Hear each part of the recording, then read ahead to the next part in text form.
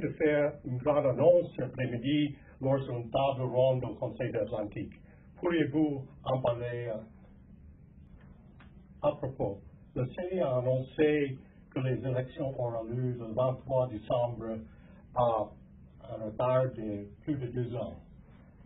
Quelles sont les conditions requises pour garantir que les élections se déroulent de façon crédible dans la transparence? Monsieur Katumbi, que doit faire la communauté internationale? Si je l'entends bien, vous mettons ensemble vos forces pour lutter pour les élections. Vous voulez ajouter quelque chose, monsieur? Dans le cas que le président Kabila refuse de quitter le pouvoir ou les élections n'y a pas lieu, que feriez-vous? Bonjour à tous. Je m'appelle Peter Fong. Je suis vice-président du Conseil de l'Atlantique à Washington et directeur de son Centre pour l'Afrique.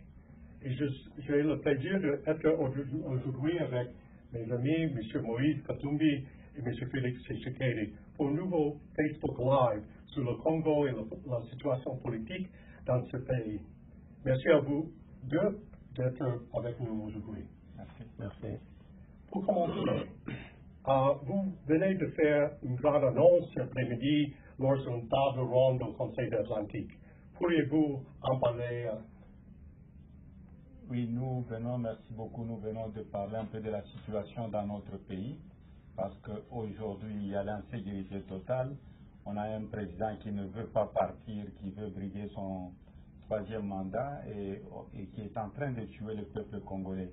Chaque jour, c'est ce que nous sommes venus dire ici, et essayer de sensibiliser la communauté internationale que nous avons besoin de la paix et nous avons besoin des élections crédibles et libres, transparentes et inclusives. Bien, merci. Nous sommes effectivement, comme le dit mon frère, venus parler aussi du processus électoral et du risque que le Congo court actuellement de tomber dans la guerre civile avec des élections non organisées ou carrément pas organisées du tout. Le processus électoral tel qu'engagé à ce stade comporte énormément de tares. L'environnement politique est très mauvais. Il y a une multitude de partis politiques. Je suis de l'UDPS. Aujourd'hui, nous avons 4 UDPS, dont 2 ont été fabriqués par le pouvoir, je dis bien fabriqués, qui n'ont aucune base légitime. Les dédoublements continuent, l'insécurité continue, la violation des droits de l'homme continue et des libertés. La situation est grave et nous sommes venus demander le soutien de nos partenaires pour que les choses rentrent dans l'ordre et qu'on aille à des élections réellement démocratiques et finalement à une alternance. À propos, le CNI a annoncé que les élections auront lieu le 23 décembre à un retard de plus de 2 ans.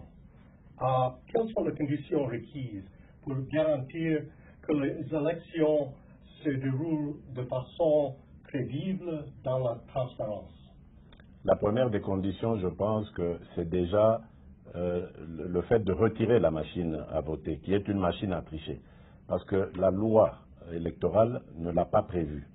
Au contraire même, elle interdit, à son article 237, l'utilisation de la machine à tricher.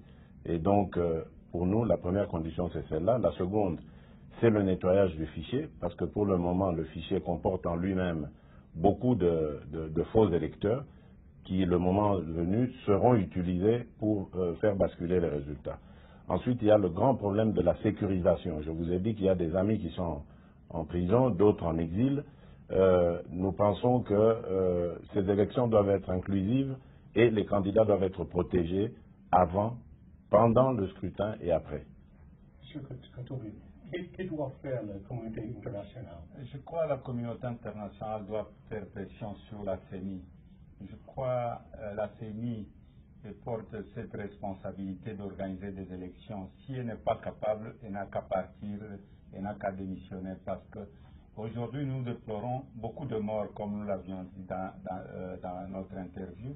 Il y a eu beaucoup de morts de personnes tuées. L'instabilité dans notre pays, c'est à cause des élections.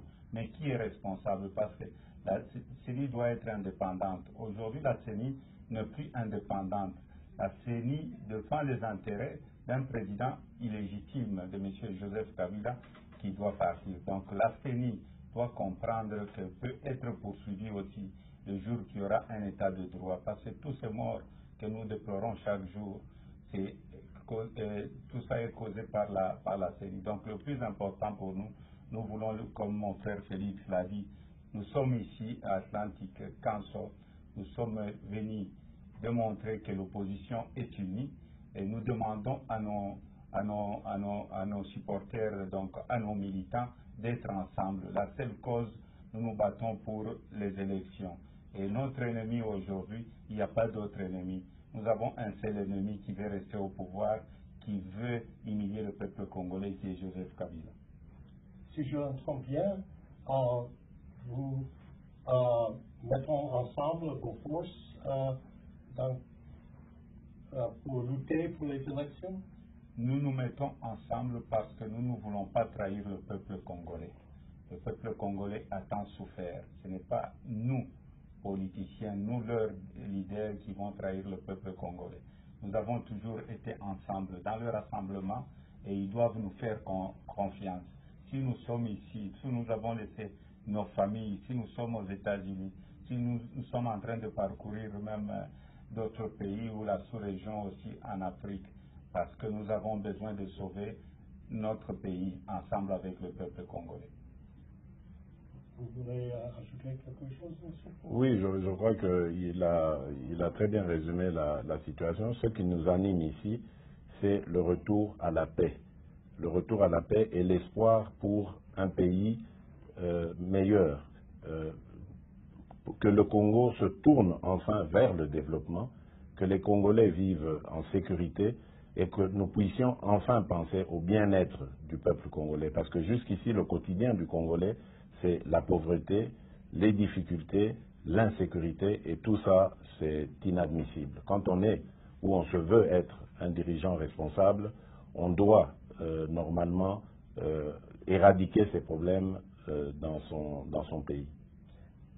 Dans le cas que le président Kabila refuse de quitter le pouvoir ou les élections n'y a pas lieu, que feriez-vous? Nous allons continuer nos actions. Vous le savez, nous sommes engagés dans ce combat depuis maintenant plusieurs années, derrière notre défunt leader Étienne Tshisekedi, qui, pour votre information, n'est toujours pas enterré, plus de 16 mois après son décès. Donc nous allons continuer ce combat parce que notre objectif, ce n'est pas de faire la guerre au Congo, mais notre objectif, c'est d'amener une alternance pacifique par des élections crédibles et pour l'instauration d'un État de droit, un État qui va, comme je l'ai dit précédemment, se tourner vers les besoins de son peuple et non pas vers ce à quoi nous assistons aujourd'hui. Donc nous allons continuer le combat parce que c'est ça notre mission de leader politique et nous n'allons pas nous fatiguer. Oui, nous allons continuer avec le combat et surtout nous allons, si Kabila n'organise pas les élections, nous allons avoir une transition sans Kabila parce qu'il a eu la chance à 2 reprises, en 2017, 2018, et Kabila ne veut écouter personne. Donc pour nous, Kabila nous amène vers une transition sans Kabila. Et le plus important pour nous, nous n'allons pas accepter d'autres négociations, nous n'allons pas trahir le peuple congolais. Alors, eh bien, je pense que c'est tout pour aujourd'hui. Merci beaucoup à M. Moïse Katumbi et Félix Tshisekedi d'avoir été sur cette plateforme. Et je rappelle que vous pouvez trouver toutes nos études sur le RDC sur notre site internet www.atlanticcouncil.org. Je vous remercie.